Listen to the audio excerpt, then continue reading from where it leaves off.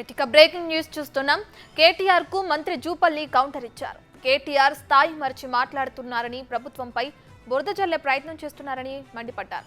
ఇలా హత్య సహించేది లేదని హెచ్చరించారు. నాగర్ కర్నూల్ భూ వివాదాల గొడవల్లో చనిపోయిన మల్లేష్ హత్యకు కేటీఆర్ రాజకీయంగా వాడుకోవాలని చూస్తున్నారని మంత్రి జూపల్లి ఆరోపించారు. కేటీఆర్ వాస్తవాలు తెలుసుకుని మాట్లాడాలని, మాజీ ఎమ్మెల్యే ఏది చెబితే అది మాట్లాడడం సరికాదన్నారు. కేటీఆర్ మా చరిత్ర కూడా తెలుసుకుని మాట్లాడాలన్నారు. కాంగ్రెస్ పార్టీ ఏనాడు హత్య రాజకీయాలకు ప్రోత్సహించలేదని మంత్రి జూపల్లి అన్నారు. ప్రెస్ మీట్ పెట్టాల్సిన పరిస్థితి మన గౌరవ మాజీ మంత్రి గారు, BRS party working president KTR కల్పించింది. బాధాకరం.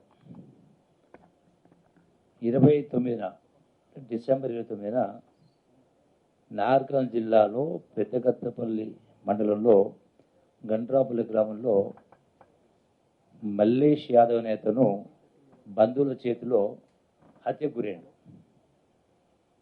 వ్యక్తిగత కారణాల వల్ల భూ తగాదా వల్ల జరిగినటువంటి సంఘటన. దాన్ని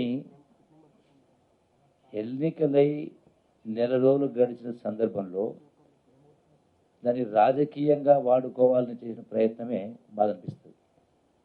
సో డెఫినెట్గా చనిపోయిన మల్లేష్ కుటుంబానికి పరామర్శించడం తప్పు లేదు. డెఫినెట్గా ఎవరు మరణించినా బాధ ఉంటుంది. ఆ కుటుంబానికి మేము కూడా ప్రగాఢమైన సానుభూతి తెలియజేస్తాము. హంతకులు ఎవరైనా శిక్షించాల్సిందే. డెఫినెట్గా ఆ చర్య జరుగుతుంది. ఆల్రెడీ ఇప్పటికే వాళ్ళ ముగ్గురిని కూడా రిమాండ్ చేయడం జరిగింది. దీన్ని రాజకీయంగా వాడుకొని నాకు హితవు చెప్పే పద్ధతిలో మాట్లాడుతున్నట్టే ఒకసారి మా చరిత్ర తెలుసుకోవాలి. 20 సంవత్సరాల రాజకీయ జీవితంలో ఒకసారి నా ఎన్నిక గమనిస్తే కూడా 99 నుంచి ఈనాటి వరకు నా మెజారిటీ పెరుగుతూ వస్తాం. మొన్నటి ఎన్నికల్లో కూడా 30,000 మెజారిటీ. నిజంగా ఇటువంటి ప్రోత్సహించేవాడిని అయితే పరిస్థితి ఉండదు. ఏ ఒక్కరోజు ఇటువంటివి జరగకుండా చూసే కార్యక్రమం చేసినాం. నాకంటే ముందు గతంలో చాలా ఉంటే ఎప్పుడు ఎవరు రాజకీయాల దగ్గర ఎవరు వచ్చినా పోలీసు వాళ్ళకు చెప్పి కూడా మీరు కేసులు అనవసరం పెట్టొద్దు, ఎవరైనా సరే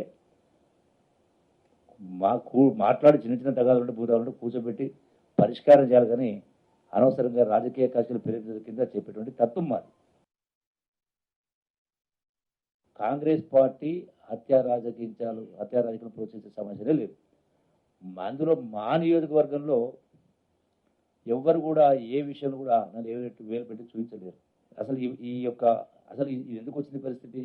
కేటీ రామారావు గారు గమనించాలి. మీకు ఈ సమాచారం ఇచ్చింది ఎవరు, మీరు తీసుకెళ్ళింది ఎవరు అంటే మాజీ శాసనసభ్యుడు, చాలా గొప్పోడు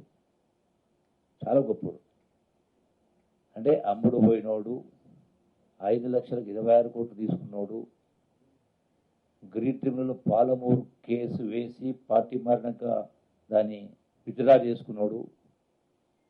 ఇంకోటి ఏంటి ఫామ్ హౌస్. అంటే అటువంటి వ్యక్తి గుణగణాలు మీకు అర్థం కావట్లేదా?